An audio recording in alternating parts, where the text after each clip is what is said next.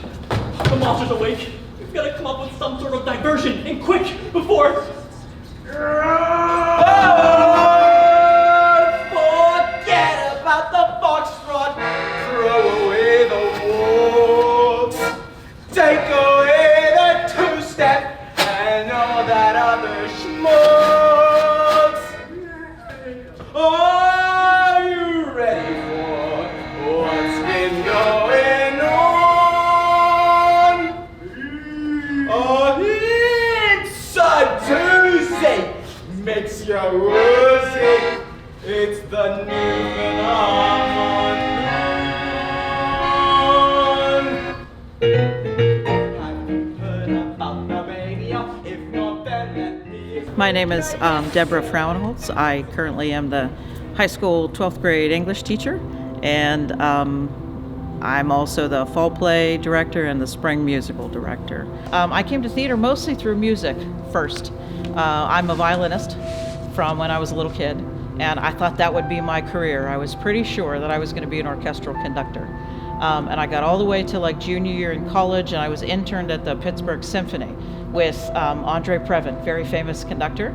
And unfortunately, a musician in the symphony kind of broke me, and I let him do it. He said, "You don't play the piano, you'll never be a great musician, you'll never be a conductor." And I believed him, which was a lie. And I changed gears entirely. So I became an English major and a theater major, double major in college. I had a theater mentor who knew I was very interested in directing, so I did a lot of stuff that people would do maybe as a master's degree. I was required to direct a show, even though we didn't have really production on campus. So I got to do a lot by sitting down, being quiet, listening, asking a lot of questions, wanting to go and see and do things, wanting to talk with people. And in the meantime, I got certified as a high school teacher, and I thought, well, we'll give it a try. I'll do a few years. I was the director of the media center at Carlow College at the time, and I thought, okay, I'll give it a couple years. We'll see if I get a teaching job, and if I do, I'll do that for a few years, and then I'll go back to graduate school and really do what I was supposed to do. At that time, I thought I would be a PhD, probably teach university, or be an MFA director. And I got hooked. I was hired here. And I thought, why shouldn't people who have the capacity to be college teachers teach in high school? And I liked what I did here. I liked the community and the students. And I thought, nope, I think I'm going to stay. And I never left.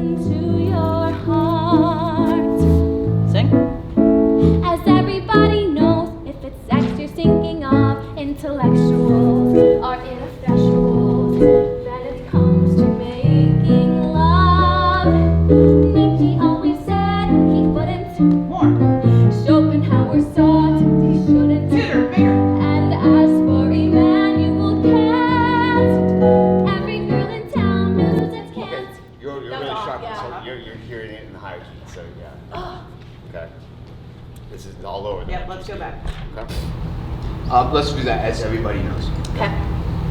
Okay, now this is pattern. Imagine like you're telling somebody a secret. Okay. Or like gossip. This changes. As everybody knows, this happens and this doesn't. Right. But I know the truth. Yeah? So it's an acting difference. Okay.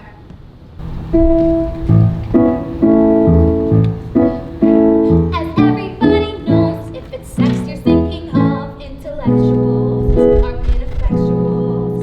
Then it comes to making love. Nietzsche always said he wouldn't. Schopenhauer sought he shouldn't. And as for Emmanuel Kant, every girl in town knows it can't, couldn't.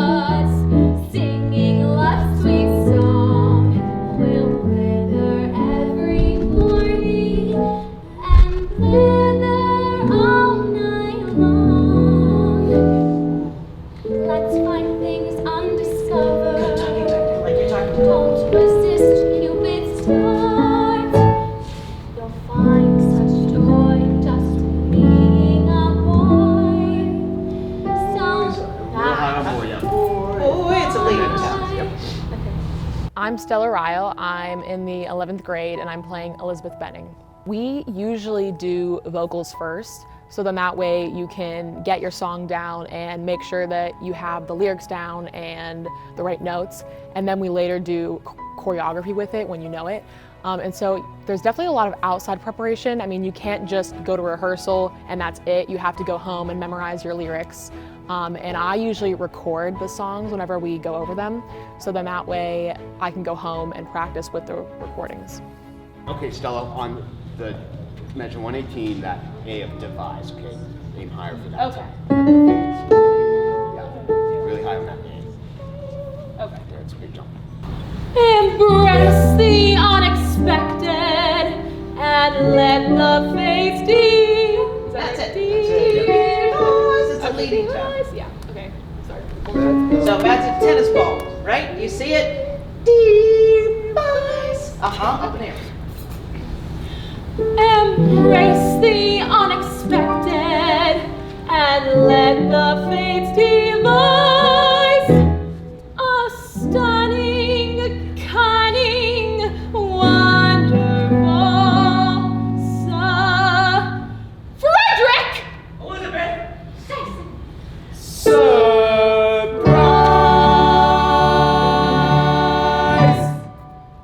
So today we are doing vocals for any leads that have rehearsed prior to today.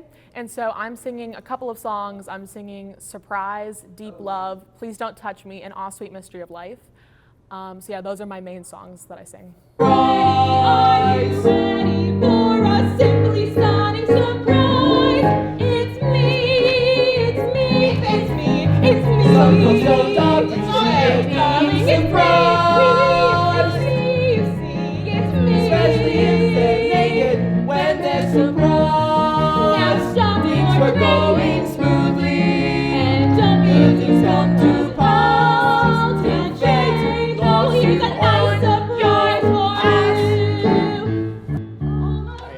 Go. Key change. That's not the long one.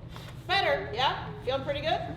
Yeah. So you have to imagine they're going like, ba, behind you. And while they're doing that, you're like a squiggle, okay? You're like, okay? Think about that. You have to constantly. Stella, did you ever get excited at a birthday party when you were little? Yes. Okay, did you like surprises or no? Yeah. Oh, victory! Can you think of one? You remember a time when you were like, Yeah. yeah? You need to be that. Okay. And you guys are like, look out. You remember a time when you thought somebody was going to do something like, yeah, and you knew it? Like the trouble's coming. You have to act that and not just say. Can we go from pick up to 91? That's the it's me, it's me, it's me. Oh, good, your favorite part. Ready? Jump up and down 3 times. Okay. Ready? 5, 6, 7. It's me, it's me, it's me, it's me. Don't appreciate the surprise. It's me, it's me. Especially if they're naked when they're surprised. Things were going smoothly. And don't be Good too things come long, to 'cause pass. all can change. Oh, here's a nice surprise for me. When it comes to performing, you obviously have to balance a lot of different things at a time in terms of singing, dancing, acting, and for me, an accent. But it's actually not too hard. It is a process you build. So whenever we're learning a song, you first learn all the technical parts of the song. You learn the notes, you learn the words. And then after that, you can build to that. So you can figure out, what is my character feeling in this scene? What should I be thinking as my character, and how should I be reacting? Have you heard about the mania? If not, then let me explain ya. Yes, sir. It's a Transylvania mania. Rich and poor are all subjugated in hotels or huts. Even dogs are busy doing it, pedigree and mutts. All the devils in the mania hide their tails and go and see me. I love it. It's the latest rage. Grab a steamship or a plania to the heart of Voldomania. Love it. I know you gotta love it. To the Transylvania mania. have to count it. 1 and 2 and 3 and 4 and 5 and 6 and Transylvania Mania. It's on the downbeat. You have to get ready ahead of time. This is the fanfare. Transylvania Mania. Got that? 1, Kemp. Mania, Kemp. Because they need to hit that with you. They play that chord, Kemp. You could kick a Kemp. So the Transylvania Mania. Feel it? Yep, that's right. With the fanfare. So we have. Transylvania Mania. That's my babies. Do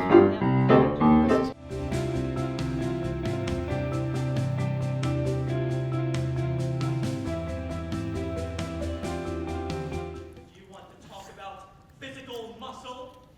Do you want to talk about the Olympian ideal? You are an Atlas, an Adonis, a god.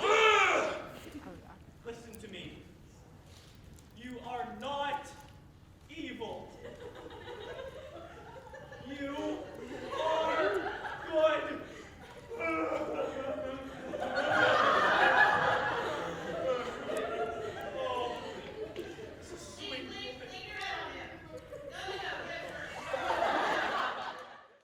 I love my character's enthusiasm and his charm and how he is so unsure, but he's so sure of what he's doing. I can relate a lot to the character I'm playing, which is a good thing and a bad thing because of how confident he appears to be, but how unsure and like motivated he is inside as well.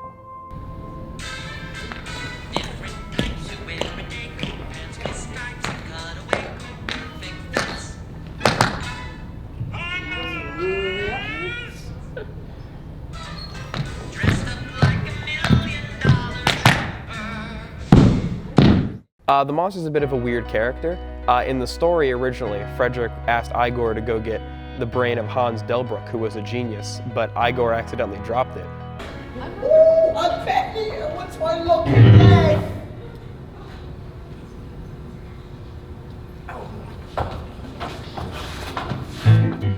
So instead, he got an abnormal brain, which is me, the monster. And generally, his traits are he's very lost and confused. He doesn't talk until the very, very end. So everything I do is just some form of grunt or yell. So it's a lot of that, but that's mostly what his character traits are: confused, lost, asking other people, or wondering what's happening.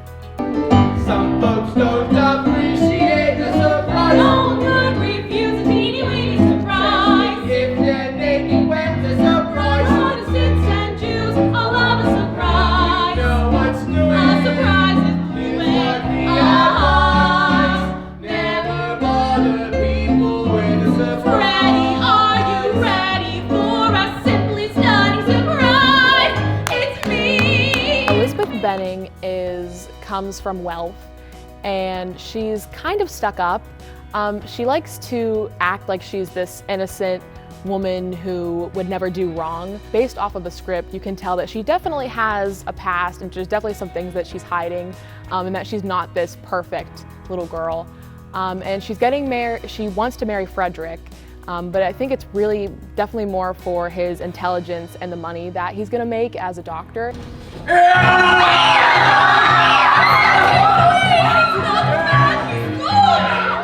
Frau moves very robotically and abruptly.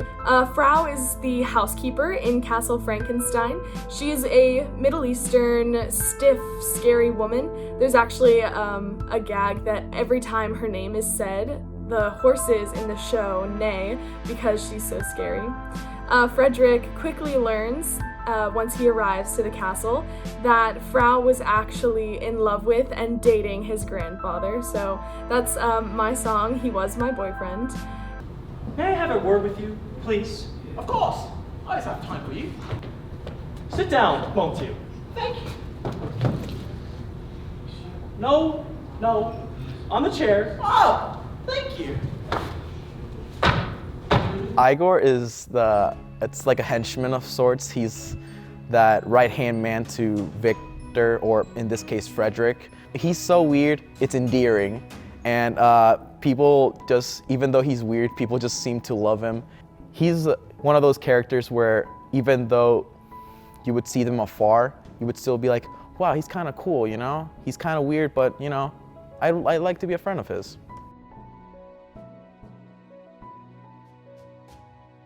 What you're gonna do today is almost like being a stage manager, okay? You're learning how to keep notes for the director, meaning you're keeping notes for each other and for them. So if Emma left in 10 minutes, she has an understudy who can take notes for her, but what if her understudy was in Aruba? She's gonna come to one of you to get her note. All exit into the house followed by Igor. Now there's a joke for Igor here, so. He says, after you, Frau Blucher, the joke hits, she responds, she goes inside. After that, who would go next? Who would go next? Who would go next? Why? Female. Yep, he would let her go first, okay? Then he would follow. Now Igor would have the bags, and he's gonna come over as though he's ready to go into the door, and he'll do what's called a double take. He'll go in and stop back, and he says to the horses, Blucher! And then, hey, and then you look at the audience and go, and then go in. Let me warn you. And you go like this. Oh. Let me warn you. No. And you go like this. No! No. Let me warn you. And you go, This isn't like a question. This is, like, don't touch me. Stop. Let me Look at the audience. Stop. Let me warn you. Let me warn you. All right, get the state timer. Okay. So it's release, tense. Release. And tense. Release. Tense. Release. Tense. It has to be. Okay. So you get it flat in your hand. You're not holding her. Yep. As long as you do that, she's dressed. You have a dress. It looks like it's your thigh. It doesn't matter if you hit your thigh or not. Just. Okay. Let me warn you. This is SUPRISE! This is big-time vaudeville slapstick 1920s, 30s movie and theater comedy. It's solidly Mel Brooks. Anybody who knows the movie is pretty much going to know the show. It's not the same. There are, lots of songs, ton of dancing. It's really fun, but it is Mel Brooks humor. So, you kind of like, Some of it is a little like, woo, who said that? Want to be especially on the lookout for an enormous cart, perhaps, carrying a giant freshly dug up corpse. Or a cart that could be illuminated by the swinging lanterns of a pair of close grave robbers. Or something like that. You know what that means. In any event... open! In any event, so they get up. In any event, my fellow villagers, if we catch them doing anything evil up there, remember our new law. Intense. Any man who creates a monster that haunts a single hair on a person's head shall be hung by the neck until that man is dead. Send me someone. I'm so oh Lordy, I'm praying to you. Look down on your poor blind hermit. It's been so long since I felt the touch of someone's hand. So long since I've heard the sound of someone's voice. All I hear at night are the wind in the trees. And if I'm lucky, an owl or maybe a cricket. Oh Lordy, let's face it, we're talking lonely here. Can you hear me, someone? I'm praying for someone. I'm saying there's someone out there for me. Each night I'm yearning, tossing and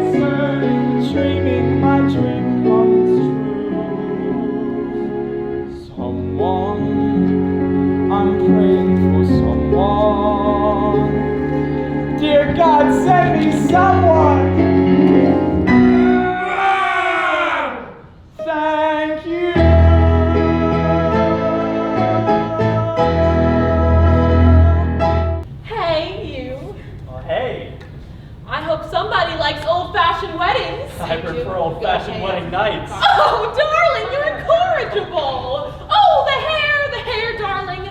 I just had it done. Marcel for 6 hours by Marcel himself. I just had it done. Okay.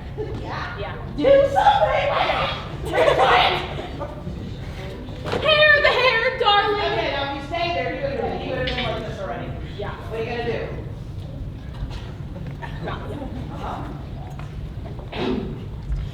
The hair, darling. Oh, I just had it done. Do this with me because I'm gonna get hair. Ready? Yeah. Bam.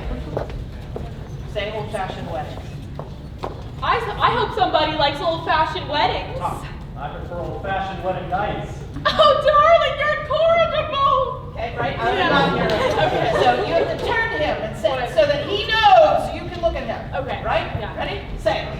Oh, darling, you're incorrigible. Oh, darling. To me. Ready? Go. Oh, darling, you're incorrigible. You see? Do you see? Like now he wants to go like. Yeah. Yeah.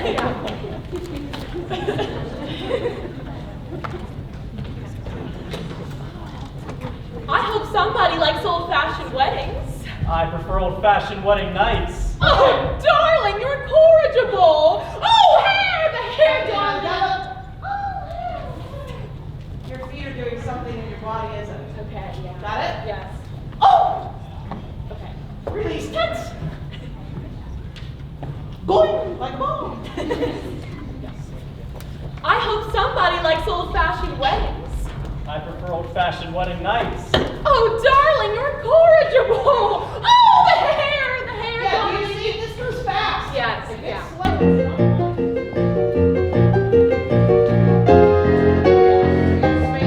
Anticipation is sublime, and although you might think I'm a tease, please don't touch me.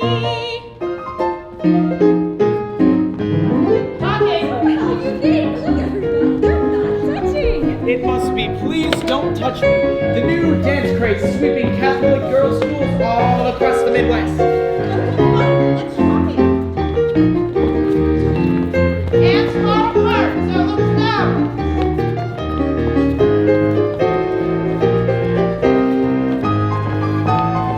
Get off those legs, okay. Sing it.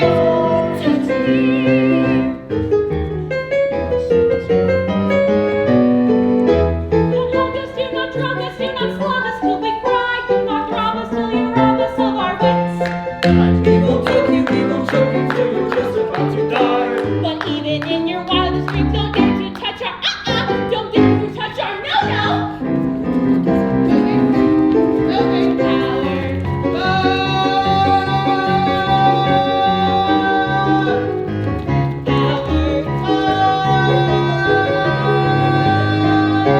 A lot of accents, a ton of accents. And we have one person, Garen Hoffman, who's really good at accents. So I pretty much just walk him through some sounds, and he can usually come up with it on his own. Our Igor is from Puerto Rico, so he's fighting his natural accent to do something else. And he's pretty good at it, but it takes time. It takes, sometimes I'll work with him in the mirror and teach them like mouth placement and how to use your mouth. But we do all kinds of stuff. Physical stuff, I worked with STELLA RIALE actually on the floor to take the gravity away. So we were both lying on the floor in the hallway doing physical stuff so that she didn't have to think about standing. And it frees you. Just the other day, I am notorious for using basketballs and books and ankle weights, like ankle weights on your shoulder, basketballs under your arms.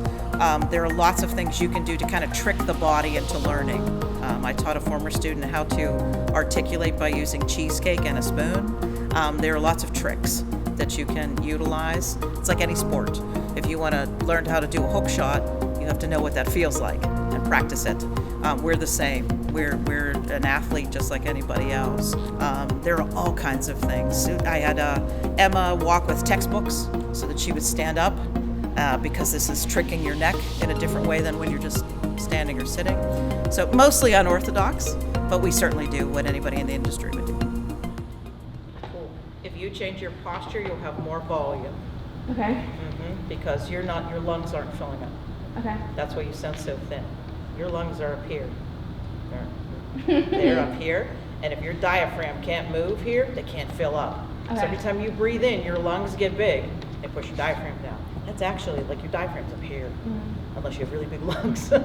So if you're like this, you're squashing yourself right where that happens. Okay? Same thing with your shoulders. If your shoulders roll, you won't pick up your hands. Almost ever. That's why you never pick up your hands. You ever notice that? And if you do, you go like this, like the mermaid thing. Oh. You do movement down low. Okay. Which is okay sometimes, but she's fun. And she's gonna have to have something up here. Your center of energy is high, but like high middle. Okay. You're not her like, blah, this. You're young. Okay? You also need to put your weight on your toes. Okay. Like that. Yeah, not this. Okay.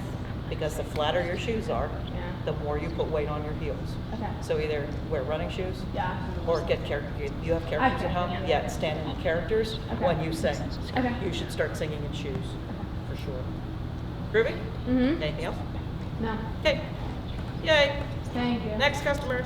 Okay, another thing that will help you in your choreography, it will actually help you to sing. When you're doing this stuff together, your chest faces that way, and your head faces this way. Don't go halfway like that. Got it? It's not a halfway. It's facing that way. So it's your head that moves. Yeah? Is this before the... Right now, you guys are going like diagonal, like this. Okay. So if I put you on a passerelle for the reprise, you're gonna walk into the pit. Okay? Can't do it. You have to think. Anytime you're doing that, your chest is that way and your head is this way. Frau's accent is said to be German, but it's actually a mix of different Middle Eastern accents. It was actually quite a struggle for me to learn how to do her accent. It was so much practice and so much hard work that went into learning it. But Frau, our director, was so patient and so willing to help me, which was made such a difference. We need beats in between that last steam. Now when I say need beats in between, for those of you actors who are new, that means you pause. So you say, yes. Yes. That's a beat. If you need more time, then you, yes. Yes. That's longer. Got it? So beats are a way of adding time into places for effect. Or allowing an audience to feel something, allowing them to get a joke. And you say something funny and you can't go on because they're all laughing. So you put a few beats in and you have to build through that pause. You can't go, wah-ha, and then do nothing. You have to maintain that moment. May I escort you to your bedchamber, Herr Doctor?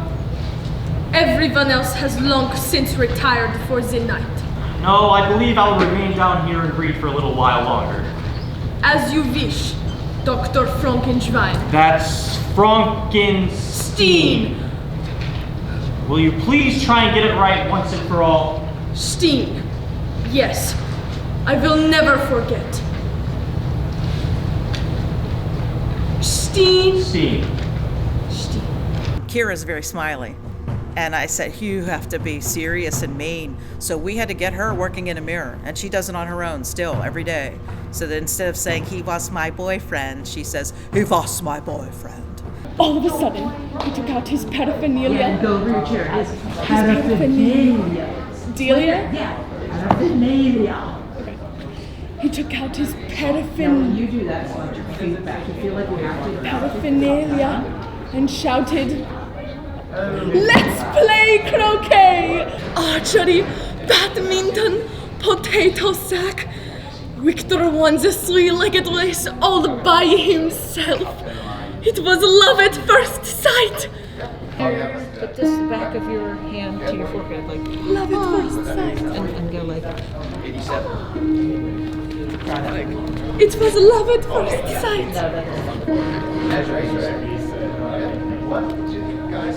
It was love at first sight. What a festival, yeah? Potato sack. Victor won the three-legged race all by himself. Victor won the three-legged race all by himself. Separate. by himself. It was love at first sight. Singing? He was the one who I gave my heart to, but we never met, even so. Yeah. But we never met, even so. If I mention wedlock, it put me in a headlock. Then I asked to be. No, wait, this has to be, where did the good times go, yeah? Gotta think of something. Okay, so this.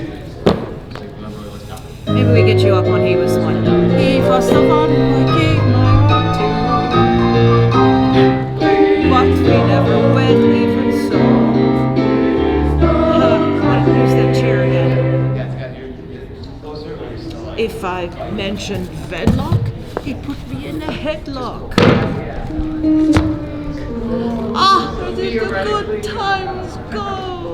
Wait, you were missing two things. What'd I miss? When I kitchen asked knife. to be his wife. Sorry. Dang, okay, so you were here. He was the one who I gave my heart to, right? But we never went even so. Okay. When I mentioned wedlock, he put me in a headlock. Then I asked to be his wife. He stabbed me like an X. He stabbed me with a kitchen knife. Yeah, pop that forward. Where did the good times go? That's a vaudeville pop. Okay, so you went knife. Where did the good times go?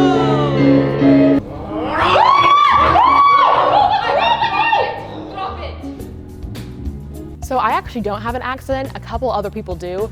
But I'd say my biggest challenge is making sure that I don't sound like myself. So even though I don't have an accent, I can't be Stella. I have to be Elizabeth Benning. And so I have to make sure that I pitch my voice a little differently, or just my inflections are a little different. So then that way I sound like the character. Embrace the unexpected and let the fates devise a stunning, cunning, wonderful Elizabeth!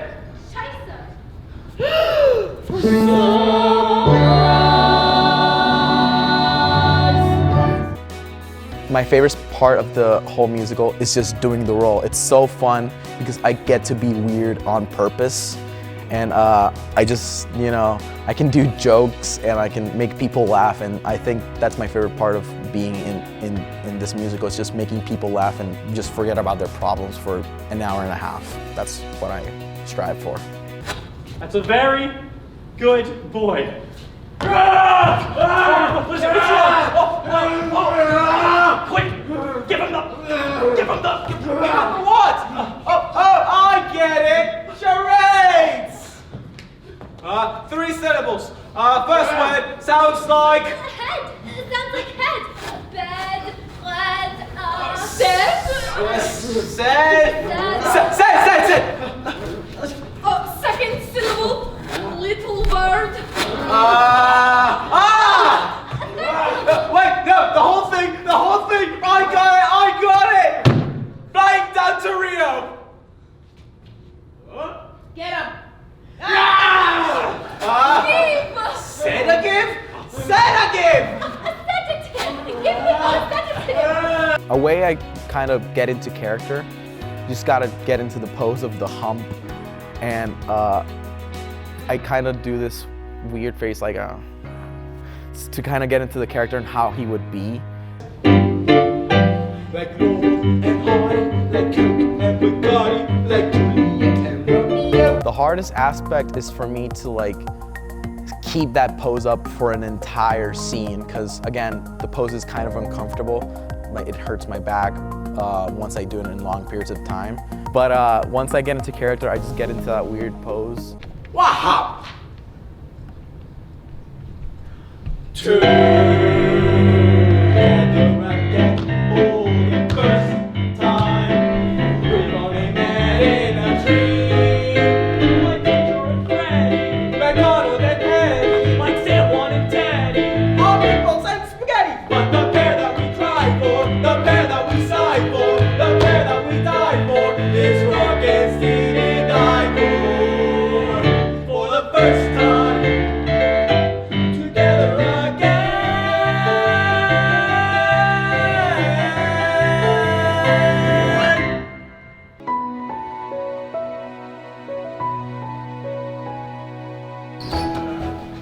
All right, what I'm gonna try to do is maybe just some cheekbones and stuff to test. And then we can go out in the hallway, like in regular light and look, and we can go up on stage in regular light and look. Really big, heavy brow, really light eyes. What green ones up here? Use the green ones up here. Okay.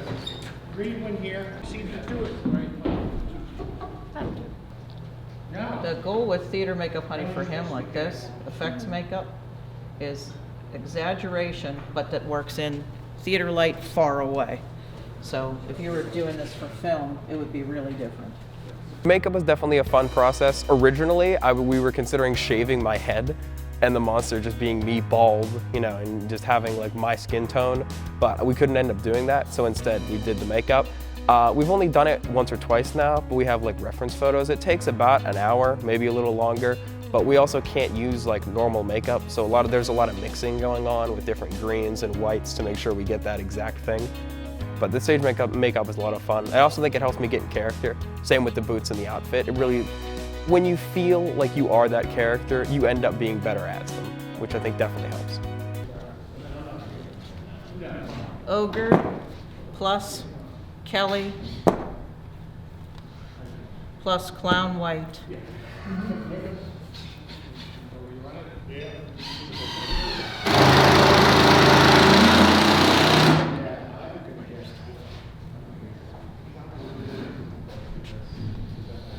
Under eye, number 2, under eye, Death Flesh.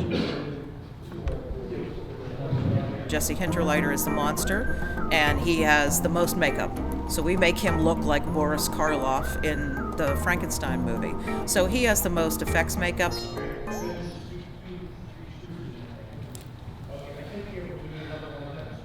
Okay, pick your head way up. Because you have to look good like that too. I mean, a stronger cheek. He's pretty up high.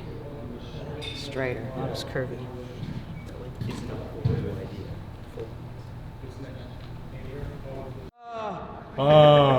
Go.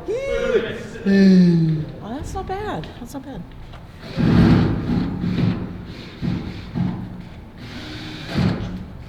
Look at her. Go, oh. Pick your head up real high. Okay, now smile really big. It's hard to say this year, but looking at how everything's going to be with set pieces, there is so much different set pieces that are going to be living off stage, and it's going to be extremely cramped, and every scene is just a new set piece. The laboratory doesn't move, it's living in the back right now. So that doesn't have to be moved around, but like giant bookcases and like a huge hay ride that's only used once in the show, but it's so big and it has to go somewhere once the show starts, and it can't just, we can't all just cram into a corner because our backstage itself isn't that big as other schools are. So I can see this year being really hectic. Pieces up here. On the left-hand side is the bookcase that spins. Okay. In the middle is the fireplace that is the drive. On the right is a window. Just to make the back of the room look.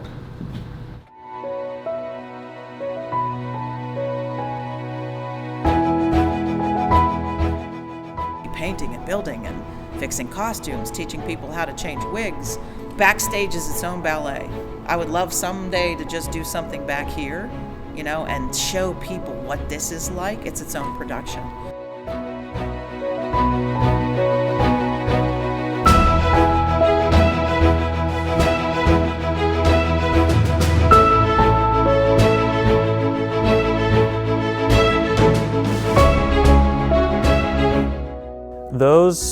I feel like that's what gives me more anxiety than anything else in most instances, because if you don't change yourself in that matter of time, then it's just like nothing's happening on stage. And if you're supposed to make an appearance, then you just can't be there, and someone else on stage has to do that for you.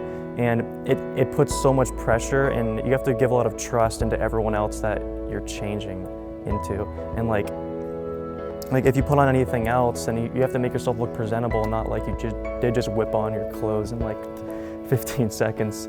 So It is probably the scariest part of the show for a lot of people.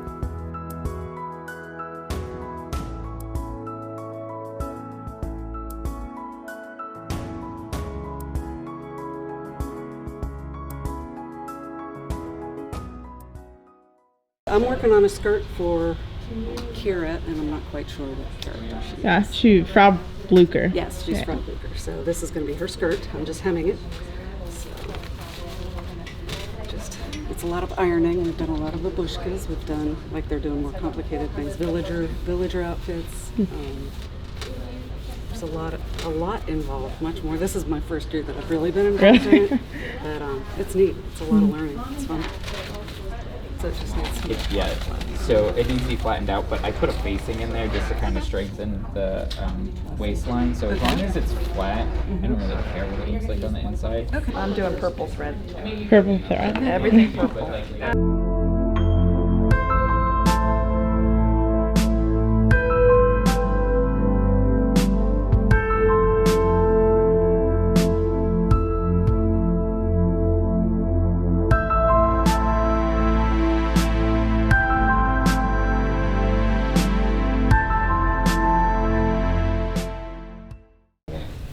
Nice socks. Oh yeah, thank you. Yeah, they gave me 2 pairs and I didn't know which to go with, so we're wearing both. I like the jacket and I like the vest, but I don't like them together. I don't want him that clownish. Okay. That's too silly. Socks are great. Neither. I don't know. That's possible. I like this one. I don't like the jacket. Well, they look even worse together. If that makes you feel any better. Thank you. Yeah, why not something like that, like with a string tie? That's fine. And just cropped pants. I mean, we got enough busy if you're keeping the socks. Okay. And he's gonna look like a scarecrow otherwise. Okay. And the hat doesn't help.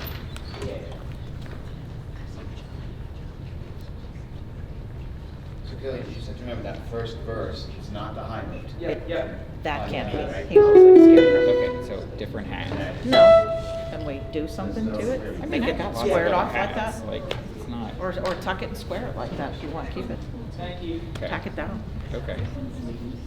Yeah, and just string tie him black or orange or something. Okay. Keep his pants dark. Dark. Because of the socks, yeah. Okay. All right. Yeah, dear, thanks.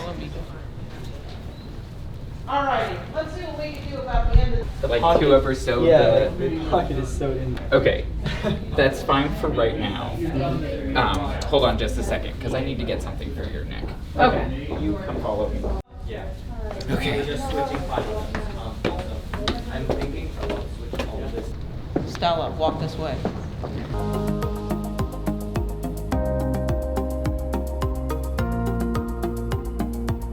Tech Week can be 5 days, it can be 7 days. It's kind of your prerogative. For us, it's 7 or 8. Tech Week is a chaotic, beautiful, horrible, glorious tornado of events, depending upon how prepared you are at that moment. If you're unprepared or your show is gigantic, it can be very chaotic. It's the time when absolutely every element comes together. So we have outside people who are contracted in for lighting and sound. So they come in to work with our kids during Tech Week. We have adult musicians that come in for the first time during Tech Week to work with our student musicians. It's the first time that any actor has any semblance of sound, lighting, and music all together. And they all have their own needs. So the sound people have to fix things, or the mics aren't working. The lighting people need to go black to fix something or to reposition. You know, an actor twists an ankle or something, so she sits in the pit for 3 hours. You know, all kinds of things can happen. It's timing, you know, with the conductor is finally coming in with the students who are singing. So it's a lot of that coordination. During practice, it's just us two and the orchestra director. It's not intimidating, but it's definitely a learning situation because we can't really cover each other's part necessarily. We don't have backups. So when I'm playing alto, he's playing tenor. And then when he's playing alto, I'm playing soprano. So, I mean, we kind of have to know our part. The music that we're playing is intended for one musician to play them. So one musician has all the instruments and they're separated into books. So my book is called Read 2, and it has all of the instruments, oboe, clarinet, tenor sax, English horn, and soprano sax. So pretty much all those instruments would be covered by one person, so they switch off instruments. So we only play in a few songs in the first act. We play in like 4 in the first act, and then I don't even know, like 7 or 9 in the second. But they split up the instruments by the fingering, so like I heard V1, which is piccolo flute, alto flute, clarinet, and alto sax, and most of the way that you play is the same, so you don't really have to switch that much. That's why one person plays that part. The trumpets, there's just 1, but there'll be 2 because Mr. Guest is coming in. That's probably one of the smaller sections. The biggest section is flutes with around 4 or so people. So it's a very small group of people that actually do the orchestra.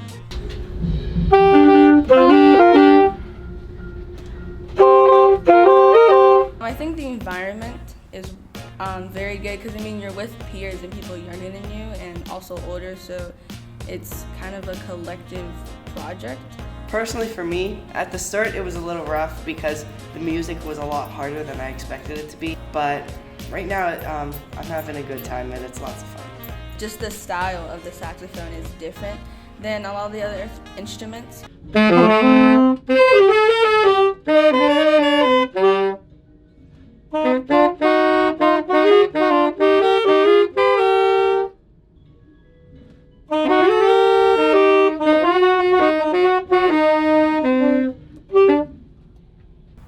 I'm very excited to just see what the shows are actually like and everything. Yeah, I'm excited to see it put together. And you get to watch everyone's reaction as things goes on. And so like, ha, I knew that was coming, but you didn't.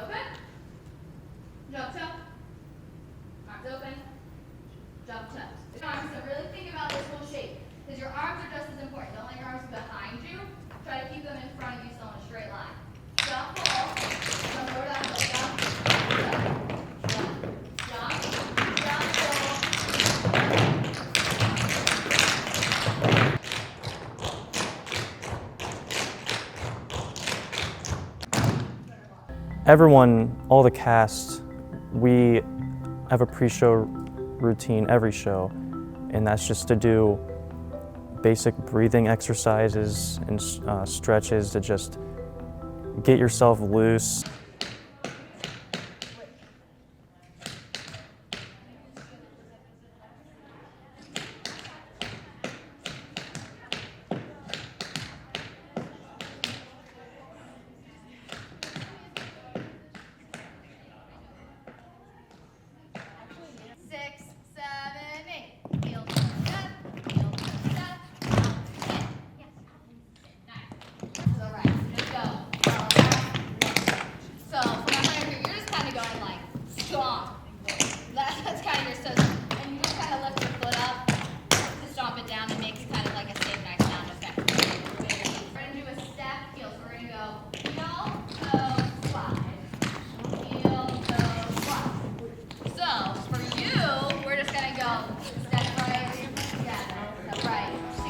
This was definitely my first experience dancing.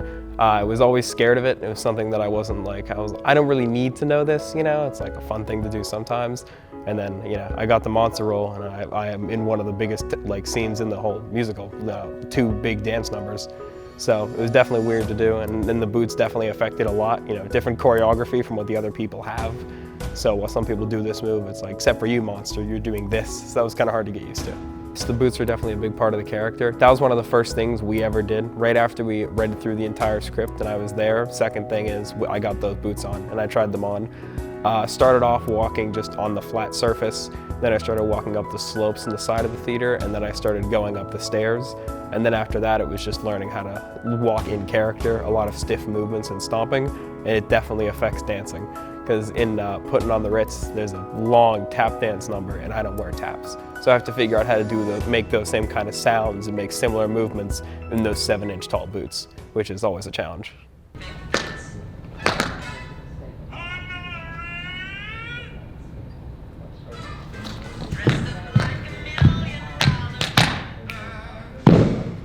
Start, if you can, without like forgetting all of the moves, start to try to like, you don't have to full out sing, but start to like sing to try to put the speaking in, because I think it's going to help the personality carry through into the movement, and it's a lot to think about at once. So if you can start doing that, that'd be great.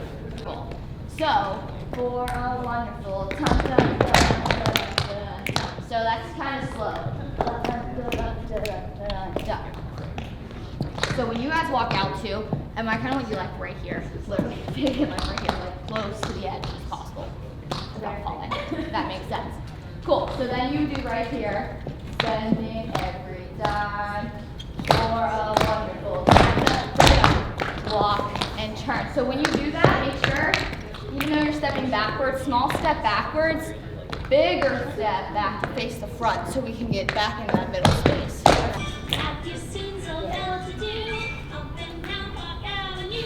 On that famous thoroughfare with their noses in the air, spending every dime for a wonderful time. Back up front. You're blue and you don't know where to go to. Why don't you go where fashion sense? Put it on the Ritz. Different types who wear a day coat, heads with stripes and cutaway coats, the perfect fits. Yeah, exactly. I drag my leg a lot when I do that, and I kind of do this like swaying motion when I walk.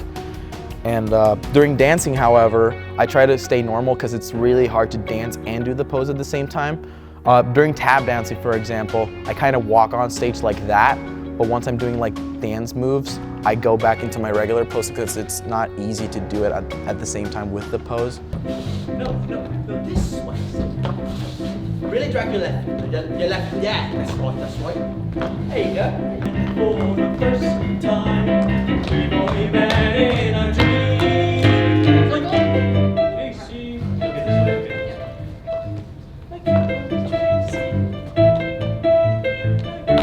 Yes, keep each time, so you hesitate. like Gimbal and Macy, like Lombard and Gable.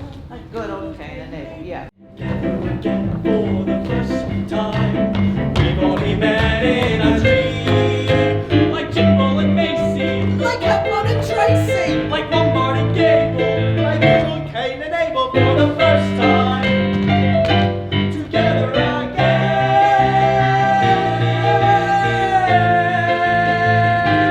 This year we had a choreography callback separate.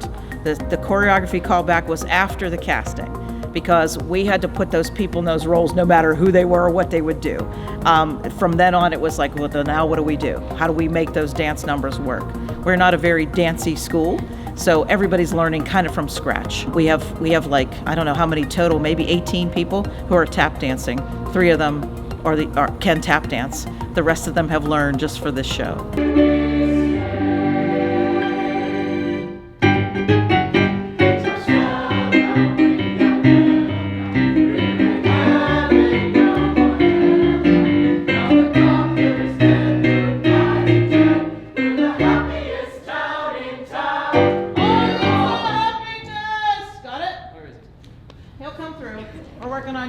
Now the doctors, I want you to be using big motions, got it? 1, down, down, down, down, down, down, down, down, down, down, down, down, down. Got it? It's kind of, think slow-mo. But you need to use your body. It's not, yeah? I'm gonna give you time to do this, okay? Now the people in the front line, you have to move the most. People behind, you move almost as much. Get in there, we can still see you. People throwing the coats, you jump in. You can 1, 2, 3. Okay, front row, that way. Can you do it again? You can right, left, back, right. Oh, okay. Okay? It's like a grapevine, only It's like a little bit. the- So he says, no more Frankenstein. You say, no more Frankenstein. Uh-huh. You say that twice or 3 times? You can say that again. Oh, you can say, okay, no more Frankenstein. You can say that again. 1, 2, 3. No more Frankenstein. You can say that again. No more Frankenstein.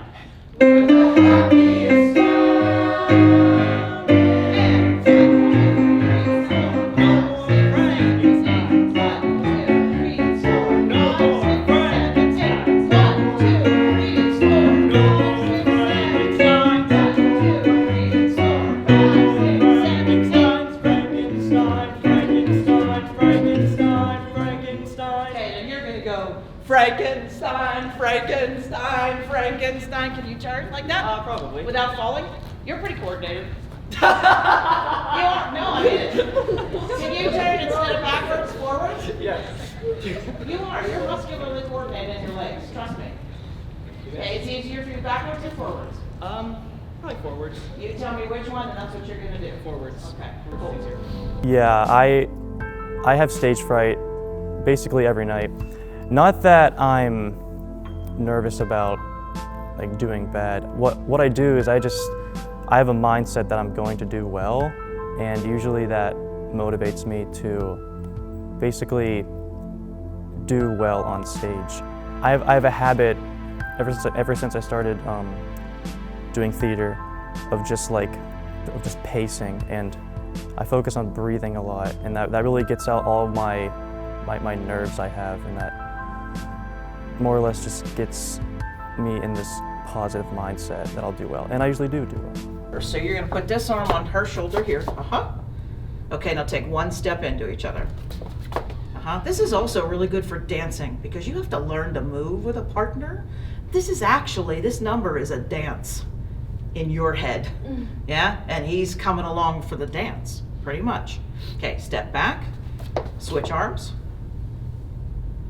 Take a step forward. Okay, now put your forehead on your hand. Your forehead on your hand. Uh-huh.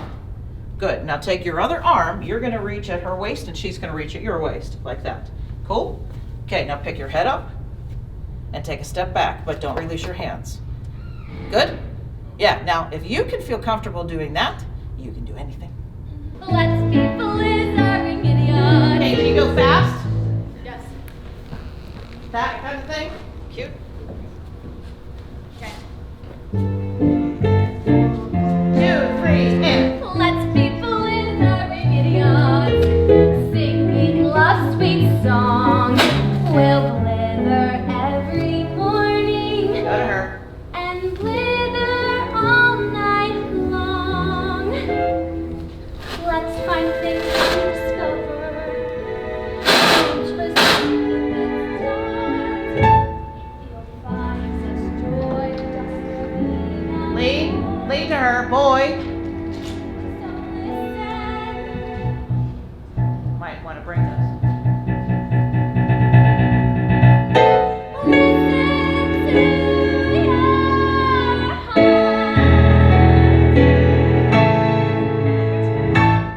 What makes a good scene partner is someone, like I said before, someone who you can connect with, someone where you're both on the same page, you know the script, you know the characters, and who both of you are, and you've read everything. I think that's one of the most important things, and also just having good chemistry. And also sometimes partners, whether it's a one-on-one scene, and so a lot of times we have big scenes with up to 40 people on stage. Even with them, it's good to know them. You can get either of you, even you were to make a mistake or they make a mistake, cover for each other.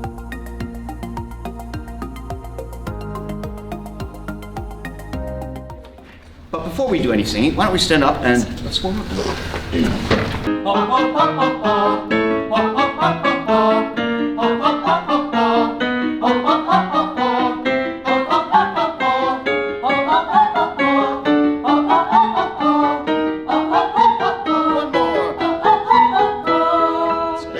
And let's do some of the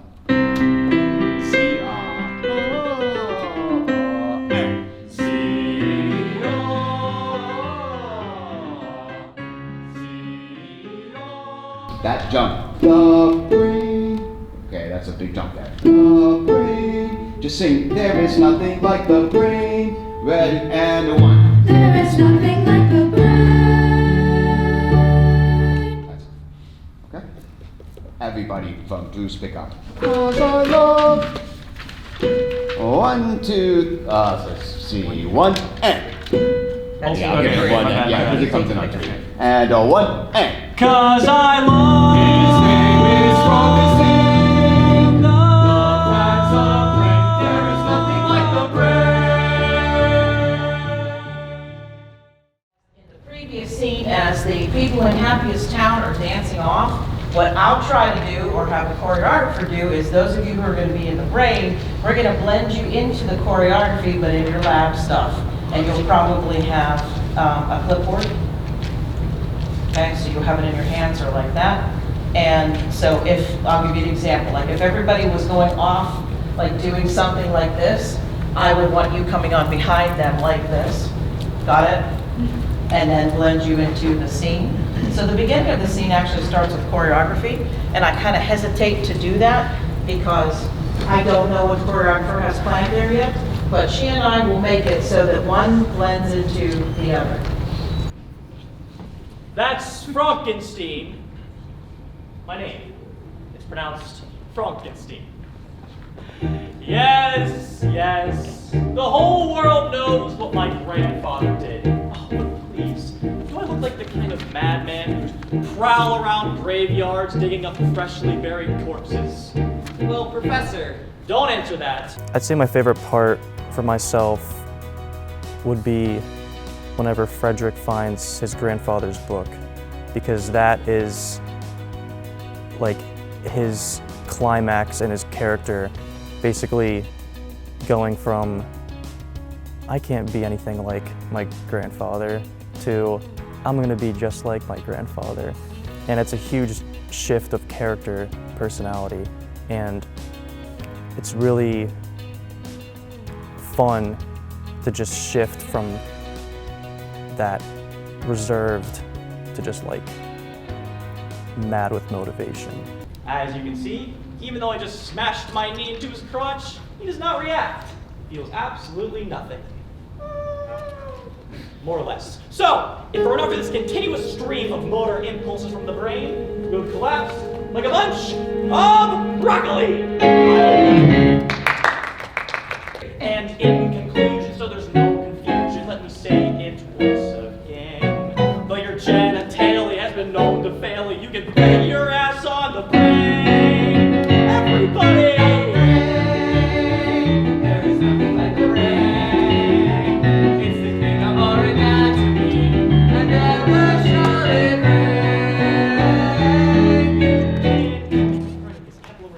Comparing to Freud, I feel like balloon. Call me your Darwin, I love that man's theory. Call me Pasteur and watching your theory. Say Madame Curie, that would be the best. Call me your Rorschach, I'm up to the test. I really light up when you call me Edison. Call me an like I like that man's medicine. Call me Marconi, that wireless foul. Call me Pavlov, run like a child. Call me Einstein, and that will be fine. Call me a Tesla, I live the climate. To call me a Frankenstein would be insane. Cause I love sweetest Frankenstein. Cause that's what there's nothing like the brain.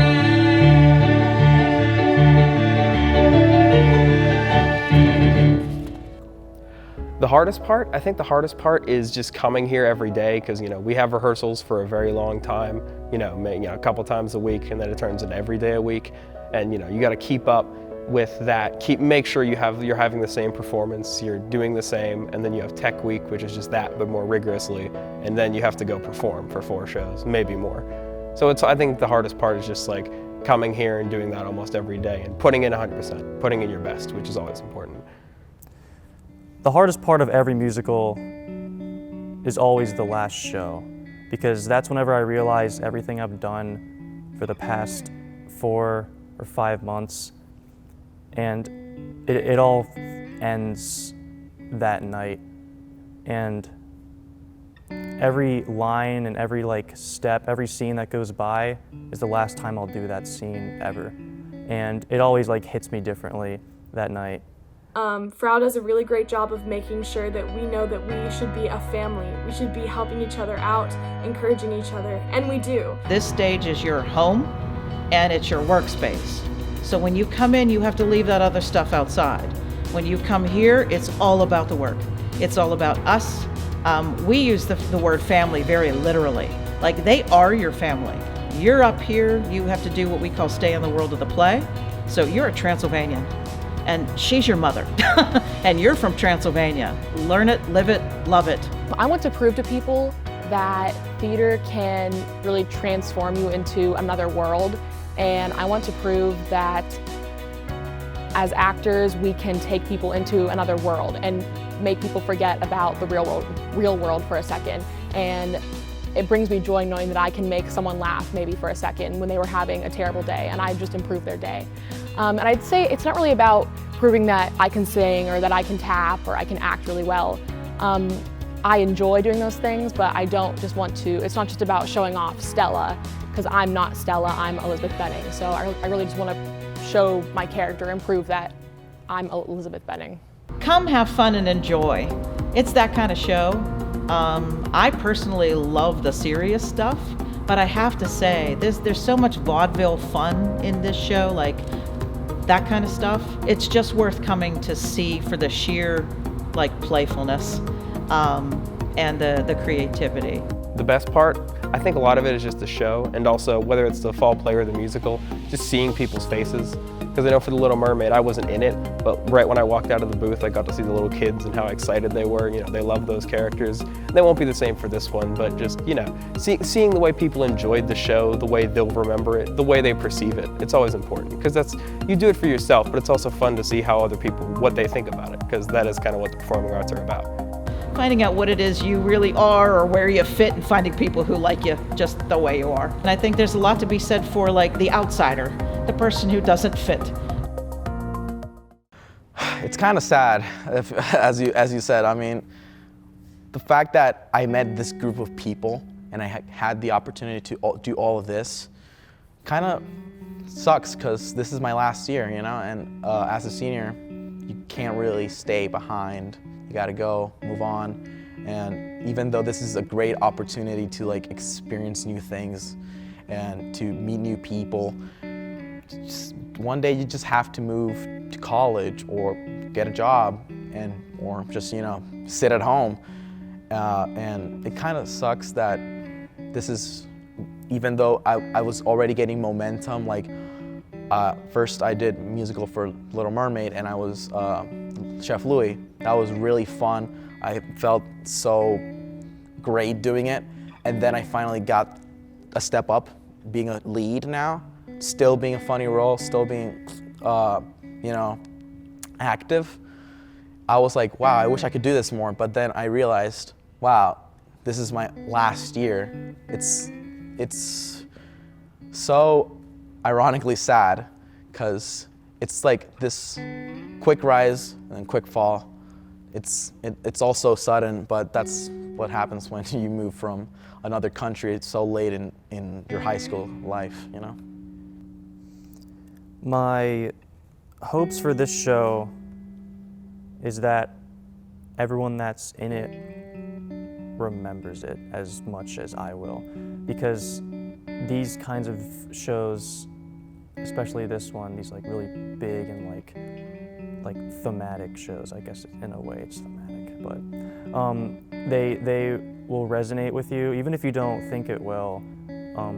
My first show, I wasn't even in it. I was in sound crew. I remember that show so well, and it stuck with me, and it will probably for as long as I remember, just because of how emotionally driven everything was. And I just want people to take away the same thing I will. I'm going to join the family business, learn the family trade, make another monster, make the world afraid. We can take a hayride when we're on our honeymoon. We'll make the son of Frankenstein, the sequel's coming soon. There's nowhere where you can have every single solitary aspect of life in one place other than in musical theater or opera. Everything that you encounter in life, we have to use. Every element of human existence has to happen in a musical. And that's what I love the most, that all has to come to bear. That's what I live for.